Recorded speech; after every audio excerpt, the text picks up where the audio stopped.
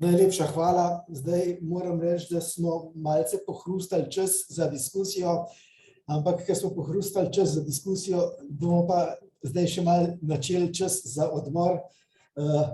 Se za skuhati kavo bo 5 minut dost. Zdaj kar nekaj vprašanj smo vmes pridobili. Naprimer, pa bi jaz mogoče šel po vrsti za dr. Vogrinovom.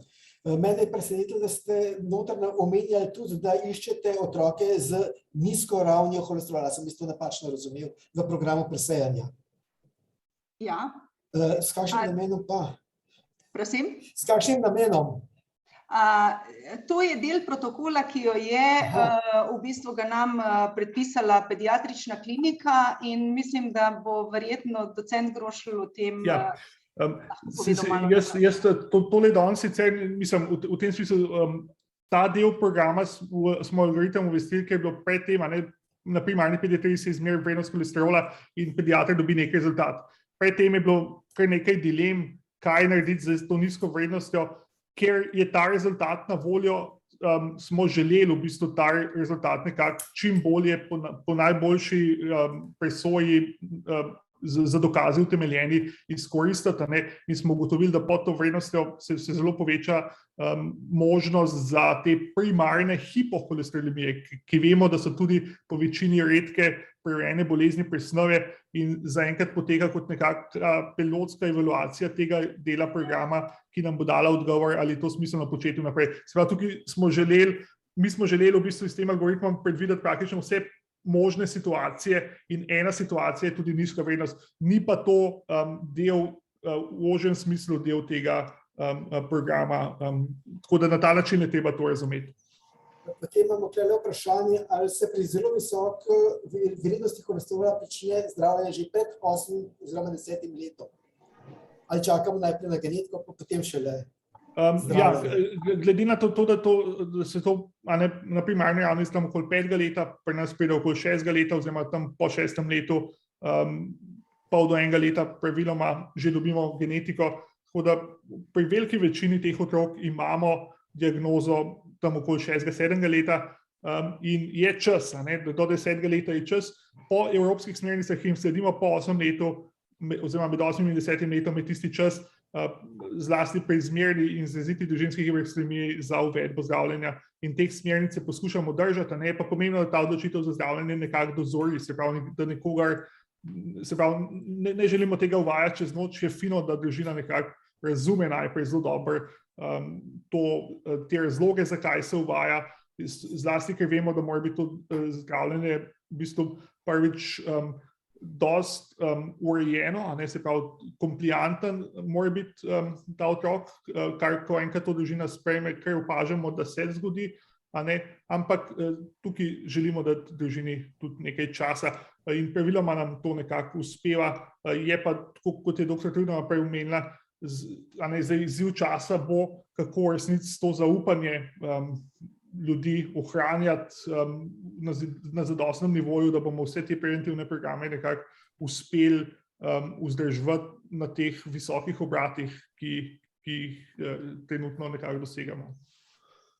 Še eno vprašanje v zvezi s PCSK-jem in otroci, kdaj začeti z PCSK-ji? To je v bistvu zelo tako butično vprašanje, bi lahko rekli. Zaenkrat smo predvsem uporabljali PCSK-je v teh študijskih protokolih, se pravi, FDA je že odobril uporabo PCSK-jev pri heterozigotni družinski hiperholesterolemiji po 12. letu, EMA, se pravi, v Evropi je to zaenkrat izvedeno za homozigote, tako da tukaj bi zaenkrat predvsem v homozigotih, ki so pa zelo redki, razmišljali tudi o PCSK-jih. Ja. Tukaj še vprašanje, ali so pri otroci, ki so debeli in imajo povišan holesterol, začnemo zdravljenje ali poskušamo najprej nefarmakološko zmanjševati telesno težo? Vedite odgovor, ker jasen. Izvoli, kdo bo, prosim? Vogrinov? Ja, izvoli. Prosim. Ja. Dr. Vogrinova? Jaz nisem slišala natančno vprašanje. Gre za prekomerno prehranjene in debele otroke, ki imajo tudi nekoliko višji holesterol, ali začeti z nefarmakološkim ukrepanjem ali takoj z zdravljenjem? Glejte, nefarmakološko ukrepanje je v bistvu naše prvo poslanstvo. Mi začnemo nefarmakološko ukrepati takoj, ko vidimo, da začne naraščati telesna teža oziroma ko otrok preskakuje krivulje ali ko se naše krivulje rasti in telesne teže ne skladajo z normalnim razvojem, začnemo najprej seveda nefarmakološko ukrepanje. Ja, tako lepa. Imam pa je še eno vprašanje za dr. Trud Dobrinovo. Namreč, ko sem vas poslušal, tukaj je ogromen enih programov, ki zbirajo neke podatke. Kje pa so te podatke in kako se do njih pride, oziroma kdo te podatke analizira in iz tega pravzaprav usmerja tudi aktivnosti? Ker bojim se, da od viška včasih tudi glava boli, zato ker ne veš, kaj bi s temi viški počel, da niso te podatki sami vseh namen. To vprašam, ampak vse. Hvala lepa za to vprašanje. Ti podatki so trenutno sami sebi namen. Mi jih zbiramo in pošiljamo na NIJZ, zato ker nas to veže zakonska obveza. In NIJZ, v bistvu zbiranje na NIJZ-ju je pravzaprav tudi zakonska obveza. Analiza pa tudi, ampak se ne dogaja verjetno dr. Trudnova. Ja, tukaj gre za zastarel način zbiranja podatkov, nimamo podatke rezultatov v absolutnih vrednostih, ampak pač po starem, če tako rečemo, tako kot se je že davno te stvari zbirali. Tukaj gre za nerazumevanje pri odločevalcih, na kakšen način morajo biti podatki zbrani. Gre za fragmentacijo naših informacijskih sistemov. Vi veste, da je vsak izvajalec ima svoje software firme, svoje dobavitelje, da ni sistema na državni ravni. Mi smo si prizadevali že leta nazaj, da bi prišli do elektronskega kartona, predvsem tudi zato, ker je klinika že pred leti v bistvu dosegla zelo visoko raven informatizacije, da bi v bistvu tudi olajšali izmenjavo podatkov za klinično obravnavo pacientov, in potem iz tega tudi v bistvu dobili podatke za nacionalno analitiko.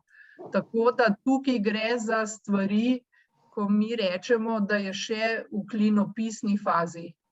Tukaj Slovenija je iz države, ki je bila v 90-ih letih največji obet informatizacije v zdravstvu v Evropi, recimo v vzhodnem delu Evropske unije, smo izgubili številne priložnosti, ker je naš sistem fragmentiran. In tudi zdaj vsi sistemi znotraj ZVEM, šele v zadnjem času se stvari nadgrajujejo na način, da bodo pač vodile tudi v to, da bomo lažje podatke uporabljali, izračunavali vrednosti indikatorjev in tudi potem na ta način spremljali izvajanje in pa kakovost dela. Šele prihajamo v fazo, kot ste primarij Cevc, kot ste rekel, kako se iz tega načrtuje. Še klele eno vprašanje za profesor Battelina. Ali obstaja kakšen poseben protokol za otroke s hiperholesterolemijo in sladkorno boleznijo tipa 2 v Sloveniji?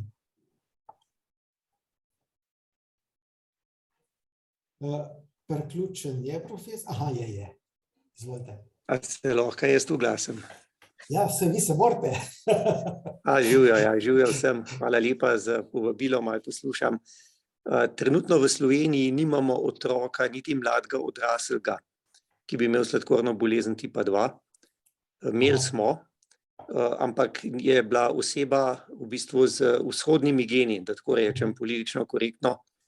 Kavkaška rasa v mladem obdobju je zelo zaščitena pravzaprav, kot vemo, pred sladkorno boleznijo tipa 2, tako da trenutno tacga nimamo. Imamo pa precejšno kohorto otrok, ki imajo preddiabetes, to se pravi disglikemijo z visokimi koncentracijami inzulina. Zgleda, da povezava ni najboljša. Dr. Grošelj mogoče. Se pravi, posebnega protokola ni. Zagotovo ta skupina otrok sodi med tiste z ekstremno povišanim tveganjem za kasnejše zaplete. Tako da tukaj bi se definitivno odločali za relativno proaktivno ukrepanje, se pravi, če bi bila dislipidemija v tem kontekstu prisotna, bi se zelo hitro odločili za zdravljenje že v pediatrični dobi. Kot rečeno, je pa to relativno redka situacija. Jaz mogoče samo, če smem izkoristiti to priliko, jaz mislim, da bomo po programu še kasneje nekaj časa za to predvidenega. Jaz bi tukaj podprl, kar je bilo pred mano rečeno, se pravi, ta centralno vprašanje. Zdaj pa mislim, da je profesor Battelino nazaj, mogoče mu dovolimo, da dokonča. Ja, zdaj pa že čez vaš, ampak izvolite, profesor. Ja, saj sem samo hotel reči, da v bistvu pravzaprav dejstvo, da imamo v resnici prediabetes v povezavi z visokim holesterolom, se mi zdi še toliko večja priložnost, da smo pravočasni v našem okolju, kar je sicer recimo v bolj socialno zapletenih okoljih problem. To je vse, kar sem hotel reči. Tako da smo mogoče nekoliko na boljšem tudi na tem področju. Hvala lepa. Najlepša hvala vsem dosedanjim panelistom. Moram reči, da so bila ta predavanja zelo zanimiva, kar nekaj vprašanj so tudi odprla, pa malo tudi, kot ste videli, tudi malo polemike, ker je zmeraj zdrav za razvoj.